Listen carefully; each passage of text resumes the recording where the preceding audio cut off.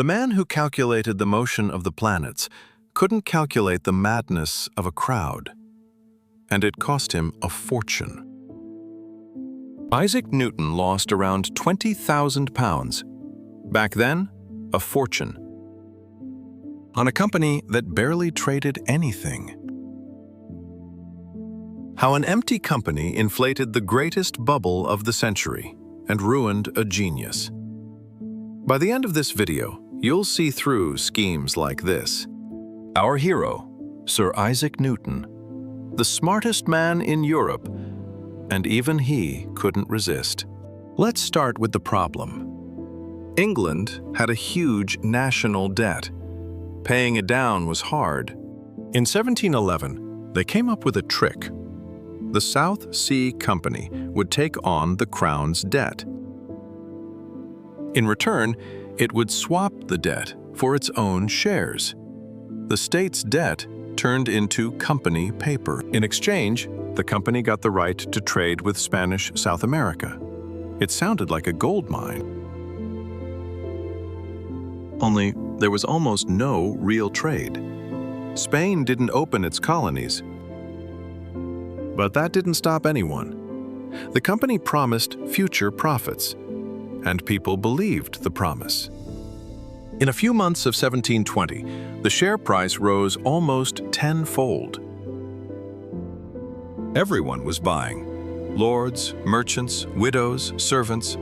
Each saw their neighbor Newton getting bought rich, then sold and made 7,000 pounds. He got out at the right time. Then he watched the price keep rising, and he couldn't stand it. Around the main company grew dozens of small ones. One raised money for an undertaking which no one is to know what it is. The founder collected the money in a morning and vanished forever. The bubble spawned smaller bubbles. Newton returned to the market right at the peak. He put in far more than before. The genius gave in to greed, like everyone.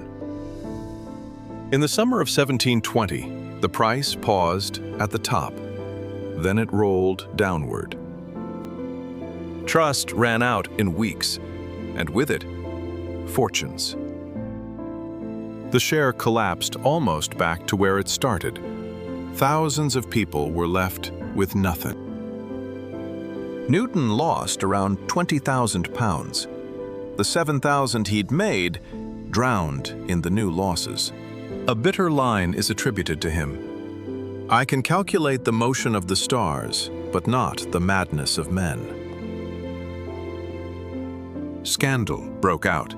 Parliament opened an inquiry. Some directors lost their property, but what actually collapsed? The real trade had barely started. Here's the twist.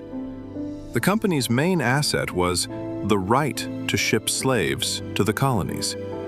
A dark and modest business. Real profits were tiny, and the share price lived on its own, on expectations alone. People weren't buying a business. They were buying a story about future wealth, a story without numbers. Recognize this? That's how .coms inflated. That's how meme stocks flew. Here's the lesson. Some tokens still live. If there's no profit under the growth, you're paying for a story, and stories end. Even a genius loses when he buys other people's frenzy. Brains don't save you from greed.